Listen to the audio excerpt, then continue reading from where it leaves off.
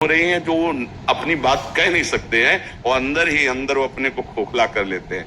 हमें लगता है कि माता पिता को, परिवार को इन समस्याओं से, बच्चों से जुड़कर उनको हटाना चाहिए, उनको शिक्षा देनी चाहिए, उनको ऐसा मित्रवत बल देना चाहिए जिससे उनकी मानसिकता उभरे। अगर ये छूट बनी रही, इसे कहा जाता है दोस्ती, लेकिन भारी दुश्मनी फैल रही है, भारी हमारे जीवन का नाश करने वाली वृत्तियां फैल रही।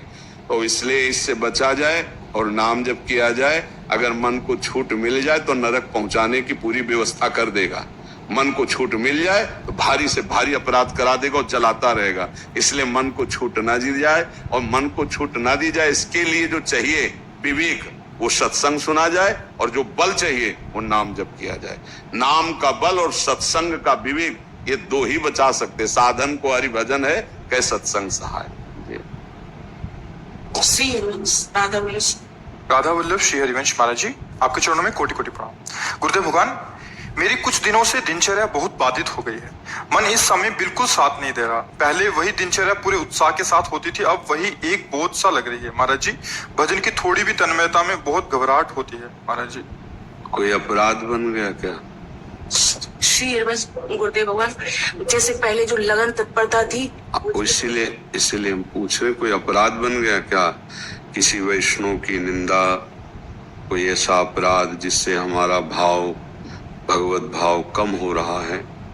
अपराध या आहार, ये दो तो जरूर ऐसा कर देते हैं। यदि ऐसा नहीं तो कभी कभी भक्त के जीवन में कबहू तो थोरो भजन, कबहू होत विशाल, मन को धीरज छुटे नहीं, गाहे न दूजी चाल। कभी कभी मना स्थिति ऐसी होती है कि प्रभु में नहीं लगती है, क्योंकि बहुत जन्मों से संसार में लगी रही। मना कष्टानि इंद्रियाणि प्रकृति स्थानि कर्षति, वो घंटा दो घंटा की बात। लेकिन अगर बराबर कई दिनों से ऐसा चल रहा है तो फिर भोजन का बहुत 2 दिन 3 दिन, रक्त जब तक रहेगा तब तक हो जहाँ उसका प्रभाव जला भजन करने से, तो फिर वही भाव आ जाता है। लेकिन अपराध जब तक मोचन नहीं होगा तब तक आगे नहीं बढ़ने देता। जैसे संतों की निंदा, वैष्णव की निंदा, या नाम के विषय में सोचना कि, या किसी के प्रति कोई आपराधिक वृत्ति हो जाना, या धर्म विरुद्ध अपने से कोई आचरण हो जाना, इन पर ध्यान देना चाहिए।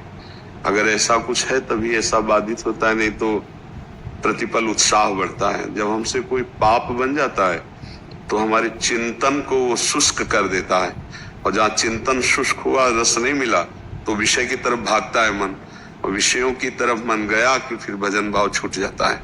इसलिए आपको ही विचार करना पड़ेगा कि आपके द्वारा कहीं ऐसा कुछ तो नहीं हुआ।